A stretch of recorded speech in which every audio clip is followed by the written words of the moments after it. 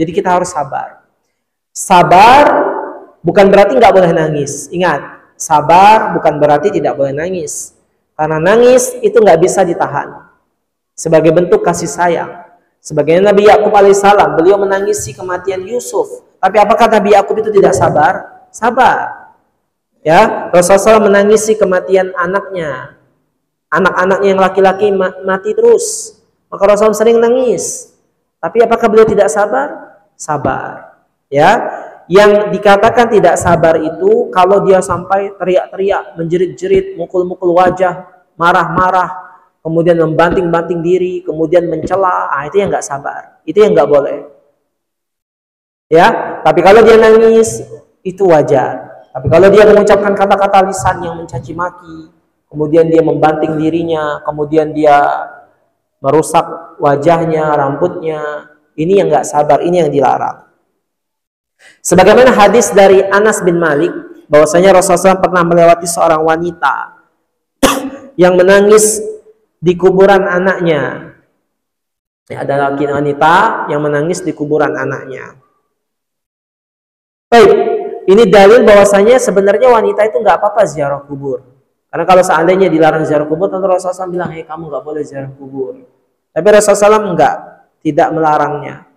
Ya, tidak melarang wanita itu ziarah kubur. Yang dilarang itu adalah zawaratul kubur, yaitu wanita yang suka ziarah kubur, berkali-kali ziarah kubur. Tapi kalau dia sekali nggak masalah, karena wanita juga butuh untuk tazkiratul maut. Wanita juga butuh untuk mengingat kematian. Kemudian faqala laha, ketika wanita itu nangis-nangis di kuburan, Rasulullah SAW mengatakan ittaqillah wasbiri. Kata Rasulullah SAW, bertakwalah kepada Allah, sabar, kata Rasulullah SAW.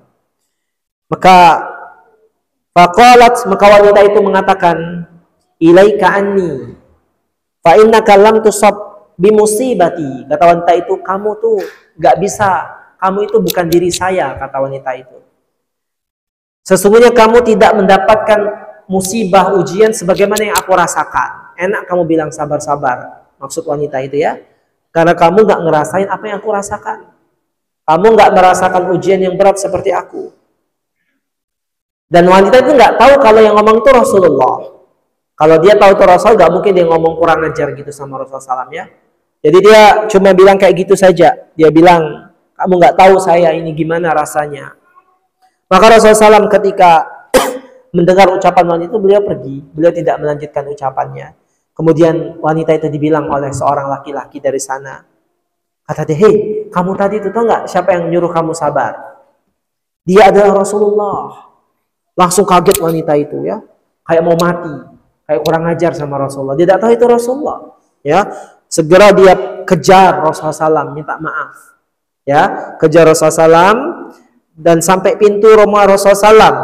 Beliau mengatakan, ya Rasulullah, ini lam a'rifuk. Kata dia, Rasulullah SAW, saya nggak tahu itu kamu. Kata wanita ini, nyesal dia ngucapin yang kalimat tadi.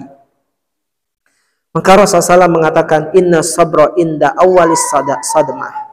Sesungguhnya sabar itu, kata Rasulullah SAW, ketika pertama kali tertimpa. Nah itu kita harus sabar. Tapi kalau misalnya sudah sehari, 2 hari, 3 hari baru bilang saya sabar, itu nggak sabar namanya. Karena kalau sudah 3 hari, 4 hari, ya semua orang bisa bersabar.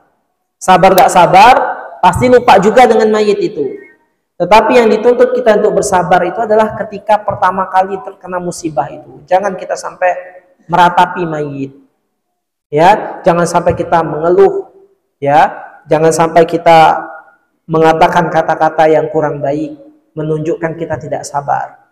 Nah, jadi seperti itu. Jadi sabar itu para ikhwah itu adalah di awal pas kita terkena musibah tersebut.